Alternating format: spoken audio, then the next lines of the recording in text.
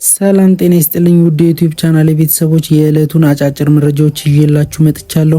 ለዛሬም ከያዝኩላችሁ ዜናዎች መካከል ዛሬ የህዝብ ተወካዮች ምክር ቤት ባደረገው ስብሰባ ጠቅላይ ሚኒስትር ዶክተር አብይ አህመድ ስለ ኤርትራ፣ ስለ ቀይ ባህር እንዲሁም ስለ ፕሪቶሪያው ስምምነትና ስለ ትግራይ ጊዜያዊ አስተዳደር ጉዳይ ያሉት ነገር አለ። እንዲሁም ዛሬ በመኪና አደጋ የአምስት ሰዎች ህይወት ማለፉን አሳዛኝ ዜና ተሰምቷል። የእስራኤል ዳግም የጋዛ ጥቃትና በዩክሬን ጉዳይ ታላቅ ወታደራዊ ስብሰባ ተካሂዷል። አብራችሁን ከቆያችሁ እኚህንና ሌሎችን መረጃዎችን ታደምጣላችሁ። ቀጥታ ወደ መረጃዎቹ አለፍኩ።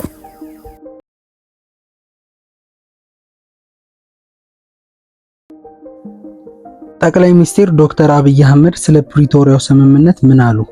ጠቅላይ ሚኒስትሩ ዛሬ በህዝብ ተወካዮች ምክር ቤት ባደረጉት ማብራሪያ የፕሪቶሪያው ስምምነት መሰረተ ልማቶችን በመመለስ የትግራይን ህዝብ አገልግሎት እንዲያገኝ አድርጓል።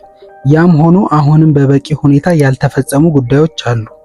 ከዚህም አንደኛው የታጣቂ ተሃድሶ ወይም ዲዲአር ስራ ነው። ይህ በዋናነት የሚጎዳው የትግራይ ህዝብን ነው። ወጣቶች በታጣቂ ስም ከመቀመጥ ወደ ልማት መሰማራት አለባቸው። በየወሩ ለልማት መዋል የነበረበት በቢሊዮን የሚቆጠር ገንዘብ ለዚህ ስራ ይወጣል። ተፈናቃዮችን ወደ ቀያቸው በመመለስ ረገድም በራያና ጠለምት ጥሩ ስራ ተከናውኗል። በሌሎች አካባቢዎች ግን በተፈለገው ልክ አልሆነም። ይህ የሆነውም ሰብአዊ ስራና ፖለቲካውን የሚቀላቅሉ ኃይሎች በመኖራቸው ነው። ነገር ግን የትግራይ ጊዜያዊ አስተዳደር ባለፉት 2 ዓመታት ተጨማሪ ጦርነትን በማስቀመጥ ረገድ ከፍተኛ ስራን አከናውኗል። ጊዜያዊ አስተዳደሩ የተሰጠው የ2 ዓመት ጊዜ በማለቁ የህግ ማሻሻያ የሚፈልጉ ጉዳዮች አሉ። ህግ ሲሻሻል ደግሞ የነበሩ አፈጻጸሞች መገምገም አለባቸው። በዚህም የፕሪቶሪያው ስምምነትን ባማከለ መልኩ መጠነኛ ለውጥ ከተካሄደ በኋላ ጊዜያዊ አስተዳደሩ ስራውን እያከናወነ ህዝቡን ለምርጫ የሚያዘጋጅም ይሆናል። ይህን በተመለከተም ከጊዜያዊ አስተዳደሩ አመራሮችና ሌሎች ባለድርሻ አካላቶች ጋር ውይይቶች እየተደረጉ ነው። በዚህም ሂደት ስራዎች ተገምግመው የግለሰቦች መቀያየር ሊኖርም ይችላልም ብለዋል። የባህር በር ጥያቄን የማንሳት ነውርነቱን አቁሟል። ኢትዮጵያ ለቀይ ባህር ስትል ኤርትራን የመውረር ፍላጎት እንደሌላት ጠቅላይ ሚኒስትር ዶክተር አብይ አህመድ ገለጹ። የኢትዮጵያ ፍላጎት ወይም አነጋገር ሰጥቶ በመቀበል መርህ ህዝቦች የሚጠቀሙበትን መርህ እንወያይ የሚል ነውም ብለዋል። የኤርትራ ህዝብ የሚያስፈልገው ልማት ነው፣ ተባብረን መልማትና መስራት እንጂ አንዱ አንዱን መውጋት የኛ እቅድ አይደለም ነው ያሉት። ኢትዮጵያ ላይ ማንም ሀገር ወረራ ሊፈጽምና ከጀመርነው ህልም ሊያስቆመን ይችላል የሚል ስጋት የለብንም ብለዋል። በቂ ዝግጅት ስላለን ማንም አያስቆመንም። ዝግጅት የምናደርገው ጦርነትን ለማስቆም ነው ሲሉም አክለዋል። የባህር በር ጥያቄን ማንሳት ነውርነቱን አቁሟል ያሉት ጠቅላይ ሚኒስትሩ የዓለም አቀፍ ማህበረሰብ አቋምም በዓለም ላይ ትልቅ ሀገር ሆኖ የባህር በር የሌለው የለም፣ ስለሆነም በሰጥቶ መቀበል መርህ ሊሆን ይገባል የሚል ነው ሲሉም ገልጸዋል። የኢትዮጵያ የባህር በር ጥያቄ አጀንዳ ለመስጠት የመጣ ሳይሆን ባለፉት ዓመታት ትኩረት የተሰጠውና በመደመር መጽሐፍ ላይም የተካተተ ነውም ብለዋል። ባለፉት 8 ወራት በነበረው የኢኮኖሚ እንቅስቃሴ በኢትዮጵያ ታሪክ ታይቶ የማይታወቅ ውጤት መመዝገቡን ጠቅላይ ሚኒስትር ዶክተር አብይ አህመድ ተናገሩ። ዛሬ በህዝብ ተወካዮች ምክር ቤት ተገኝተው ማብራሪያ የሰጡት ጠቅላይ ሚኒስትሩ የኢኮኖሚ ጉዳዮችን በተመለከተ ከፓርላማ አባላት በተነሱላቸው ጥያቄዎች ምላሽ ሰጥተዋል። አብይ ኢትዮጵያ ባለፈው ዓመት 8.1 በመቶ የኢኮኖሚ እድገት ማስመዝገቧን ያስታወሱ ሲሆን በዚህ ዓመት ደግሞ እድገቱ 8.4 በመቶ ሆኖ እንዲጠናቀቅ መታቀዱን ገልጸዋል። ያለፉት 8 ወራት የኢኮኖሚ እንቅስቃሴዎችን በእያንዳንዱ አመላካች በብልጽግና፣ በኢህአዴግ፣ በደርግ በሚባል ደረጃ ሳይሆን በኢትዮጵያ ታሪክ ውስጥ ታይቶ የማይታወቅ ውጤት ተመዝግቧል ሲሉም ለምክር ቤት አባሎች ተናግረዋል። የግብርና ዘርፍን ለዚሁ ማሳያ የጠቀሱት አብይ በመኸርና በበጋ መስኖ እርሻዎች በድምሩ ከ7.7 ሚሊዮን ሄክታር ያላነሰ መሬት መታረሱን ከ300 ሚሊዮን ኩንታል ያላነሰ ምርት እንደሚጠበቅ ገልጸዋል። ይሄ ዘርፉን ለሚያውቀው ሰው ስንዴ ከውጭ የማስገባት የለባትም ኢትዮጵያ ማምረት አለባት ብለው ለወሰነ ሰዎች እንደ ተአምር ሊወሰድ ይችላል። ዛሬ ኢትዮጵያ በአፍሪካ ከፍተኛ ስንዴ አምራች ሀገር አድርጓታልም ብለዋል። አብይ አክለውም ይህ ጉዳይ የሚያማቸው፣ የሚያቀረሻቸው፣ የሚያቃጥላቸው ሰዎች ቢኖሩም እውነታው ይህ ነውና መዋጥ ይኖርበታል። ዛሬ በአፍሪካ አንደኛዋ ስንዴ አምራች ኢትዮጵያ ናት። ተገኝቷል ያሉትንም ስኬት ገልጸዋል። በትራፊክ አደጋ የ5 ሰዎች ሕይወት አለፈ። በሮቤ ከተማ አስተዳደር በደረሰ የትራፊክ አደጋ የ5 ሰዎች ሕይወት አለፈ። አደጋው የደረሰው ከስናና ወረዳ ወደ ሮቤ ከተማ ተሳፋሪዎችን ጭኖ ሲጓዝ የነበረ የህዝብ ማመላለሻ አውቶቡስ በተቃራኒ አቅጣጫ ሲጓዝ ከነበረ ሲኖትራክ ተሽከርካሪ ጋር በመጋጨቱ ነው። በተፈጠረው አደጋም የ5 ሰዎች ሕይወት ያለፈ ሲሆን 23 ሰዎች ላይ ደግሞ ቀላልና ከባድ የአካል ጉዳት መድረሱ ነው የተገለጸው። ጉዳት የደረሰባቸው ሰዎች በአቅራቢያ ከሚገኝ ሆስፒታል ሕክምና እየተከታተሉ መሆኑንና የአደጋው መንስኤ እየተጣራ እንደሚገኝ መጠቆሙን የሮቤ ከተማ ኮሚኒኬሽን መረጃ ያመለክታል። ወንዝና የወንዝ ዳርቻ የበከሉ 17 ድርጅቶችና 8 ግለሰቦች ከ5 ሚሊዮን ብር በላይ ተቀጡ።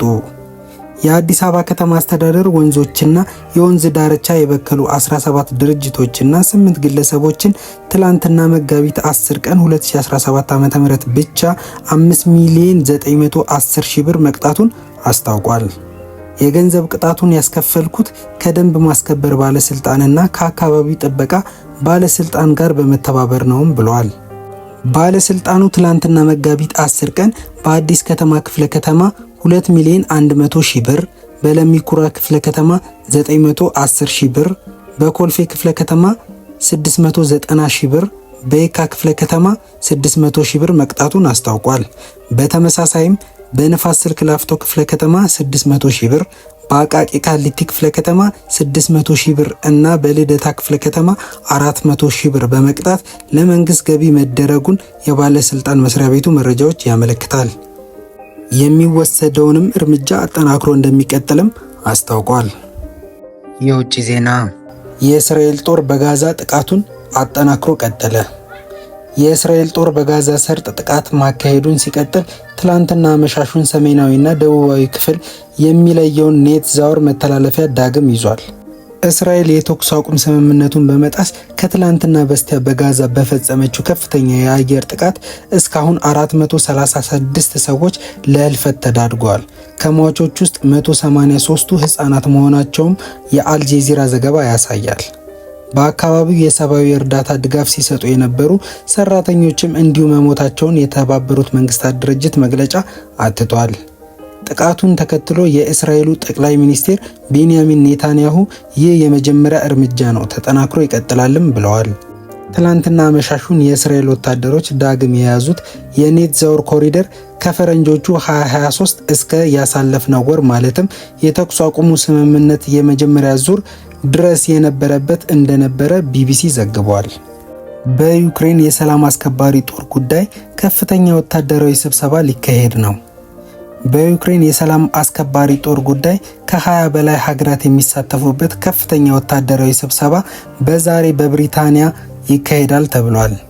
በስብሰባው ላይ ብሪታንያና ፈረንሳይ በሚመሩት የሰላም ማስከበር ተልዕኮ ጥምረት የተካተቱ ሀገራት ከፍተኛ ወታደራዊ መሪዎች የሚሳተፉ ሲሆን በእቅድ አተገባበር ዙሪያ በዝግ ይመክራሉም ተብሏል። በስብሰባው ላይ የሰሜን አትላንቲክ የጦር ቃል ኪዳን ድርጅት ወይም ኔቶ እና የአውሮፓ ህብረት እንደሚሳተፉበትም ተገልጿል። በምዕራባውያኑ ሀገራት የሚመራው በዩክሬን የሰላም አስከባሪ ወታደሮችን የማሰማራት እቅድ ወደ ትግበራ ምዕራፍ እየተሸጋገረ መሆኑን የብሪታንያ ጠቅላይ ሚኒስትር ሰር ኬር ስታርመር ተናግረዋል። ፈረንሳይና ብሪታንያ ወታደሮቻቸውን ወደ ዩክሬን ለመላክ ፈቃደኛ መሆናቸውንና ሌሎች የጥምረቱ ሀገራት የተለያየ መንገዶች ድጋፍ እንደሚያደርጉ መግለጻቸውንም አሶሺየትድ ፕሬስ ዘግቧል። የሱዳን ብሔራዊ ጦር ካርቱም የሚገኘውን ፕሬዝዳንታዊ ቤተ መንግስት ለመቆጣጠር መቃረቡን አስታወቀ። ብሔራዊ ጦሩ ከፈጥኖ ደራሽ ኃይሉ ጋር ለ2 ዓመታት ገደማ ባደረጋቸው ውጊያዎች አንድ እርምጃ የተራመደበትን ድል መቀናጀቱን የሀገሪቱን ብሔራዊ ቴሌቪዥን ጠቅሶ ሮይተርስ ዘግቧል። በጎርጎሮሳውያኑ ሚያዝያ 2023 በተቀሰቀሰው የእርስ በርስ ጦርነት የፈጥኖ ደራሽ ኃይሉ ወይም አርኤስኤፍ በአጭር ጊዜ ውስጥ ነበረ መዲናዋን ካርቱምን ጨምሮ አብዛኛውን የሱዳን አካባቢዎችን በቁጥጥር ስር ያዋለው። ከቅርብ ወራት ወዲህ በነበሩ ጦርነቶች ግን የብሔራዊ ጦሩ በለስ እየቀናው ነው ያለው ዘገባው፣ በናይል ወንዝ ዳርቻ የሚገኘውን የሀገሪቱን ብሔራዊ ቤተ መንግስት ጨምሮ አብዛኛው የካርቱምን ክፍል ለመቆጣጠር ብርቱ ውጊያ እያደረገ ነው ብለዋል።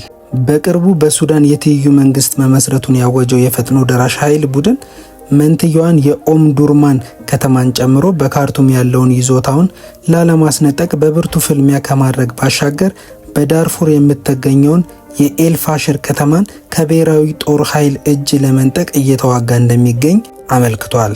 ብሔራዊ ጦሩ መዲናዋን ካርቱምን መቆጣጠር በማዕከላዊ ሀገሪቱ ክፍል ኃይሉን የበለጠ ለማጠናከር ሁነኛ ሚና ይኖረዋል ተብሏል። ውድ የዩቲዩብ ቻናል ቤተሰቦች ለዛሬ ያስኩላችሁ መረጃዎች እኚህ ነበሩ። በቀጣይ ቪዲዮዎች እስከምንገናኝ ላይክ እና ሰብስክራይብ እያረጋችሁ እንድትጠብቁኝ በትህትና ጠይቃለሁ። በቀጣይ ቪዲዮዎች እስከምንገናኝ ሰላም ቆዩልኝ። ቻው።